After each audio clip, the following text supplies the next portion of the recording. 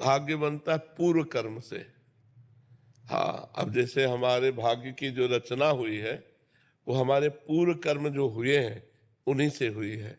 अब ये पूरा जीवन भाग्य के आधार पर है, सुख दुख का, लाभ और हानि का, सुख दुख लाभ हानि संपत्ति विपत्ति, ये भाग्य के आधार पर है। अब हम जो नवीन कर्म करेंगे ये अगला भाग्य बनेगा जाके। अब हम अच्छे कर्म करते हैं और हमें दुख मिल रहा है तो हमारे भाग्य में दुख लिखा है, लेकिन हम कर्म अच्छे कर रहे हैं तो अब हमारा अगला जो भाग्य बनेगा वो बहुत बढ़िया बनेगा। क्या भाग्य बदल सकते हैं इसी जन्म?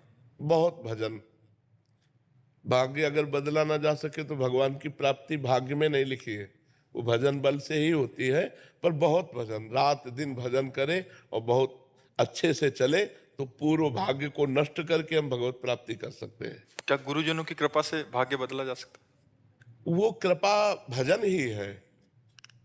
अगर गुरुजनों की हम कृपा का सही रूप देखें तो सही आचरण और भजन तो हमारे ऊपर गुरु कृपा है, और अगर भजन साधन नहीं है तो फिर ऐसे गुरु कृपा भी नहीं होती। गुरु कृपा का मतलब है खूब परिश्रम करो, अच्छी साधना करो, खूब नाम जप करो और उसे मानो, अहंकार मत करो, उसे मानो कि गुरु की कृपा से, यही गुरु कृपा है। हरिवंश कृपा हरिवंश कहे, हरिवंश कहे हरिवंश लहे, हरिवंश सुलाभ सदा तिनके, सुख संपत्ति दंपति जू जिनके। आचार्य की कृपा, गुरु की कृपा, भगवान की कृपा से ही हमसे भजन होता है और भजन से ही भगवान की प्राप्ति होती है। भजन से ही भाग्य बदला जा सकता है। भावी मेट सके त्रिपुरारी, एक रामचरितमानस में आता है कि भाग्य रेखा को मेट सकते हैं भगवान शंकर। यदि हम भजन करें तो भगवान शंकर हमारी रेखा को मेट सकते हैं जो गलत रेखाएं हैं। महाराज जी? आज यहाँ आके बताते हैं कि मांस मदिरा और अच्छे आचरण करने लग गए, नाम जप करने लग गए। महाराज जी, हमारे भाग्य में तो दुख था जो हम भोग ही रहे थे, संसार के भोगों को भोगते हुए। महाराज जी, ये कौन सी कृपा हुई, ये कौन सा भाग्य है कि एक लहर हाँ, आई और हम संत प्रेरित हो संग गए? का प्रभाव होता है ना, तो ये भगवान अहेतु की कृपा करते हैं। हाँ, अब मोहि भाव भरोस हनुमंता, बिनु हरि कृपा मिले नहीं संता।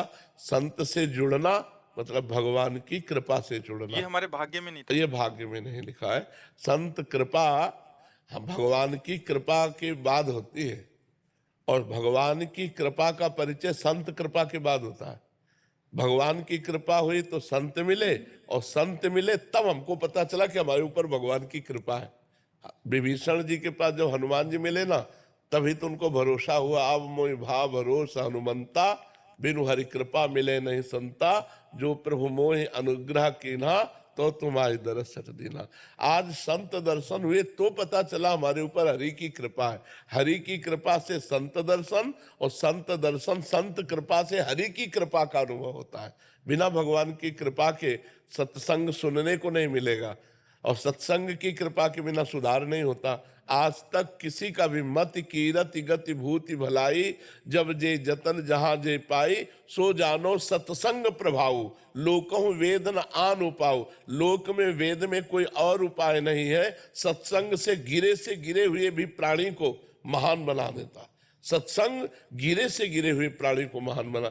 जो हिंसा करते थे, चोरी करते थे, जो सतमार्ग से नहीं बिल्कुल चलते थे, वो भी जब संत समागम में आए तो महात्मा बन गए। ऐसे कितने चरित्र बने हुए हैं। तो संत समागम ही हमारे जीवन को उत्थान की तरफ ले जाता है। पर संत समागम उसी को मिलता है जो भगवान की कृपा का पात्र बन जाता है।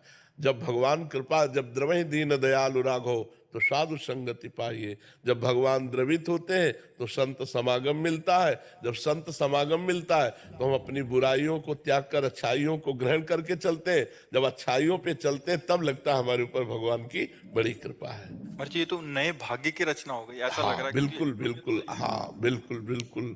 सत्संग में तभी तो मत की रति गति भूति भलाई, जब जे जतन जहां जे पाई, सो जानो सत्संग प्रभाव। मतलब राक्षस बुद्धि होने पर भी देवत्व प्रदान कर दे सत्संग। ऐसा है कि यार हम तो बहुत गिरे हुए थे, जब से सत्संग सुना तब से हमारा उत्थान हो गया। तो सत्संग के शब्दों में पावर होता है। वो शब्द अंदर जाकर मथ डालते हैं और सारी गंदगी निकाल कर भगवान के योग्य से बना देते हैं।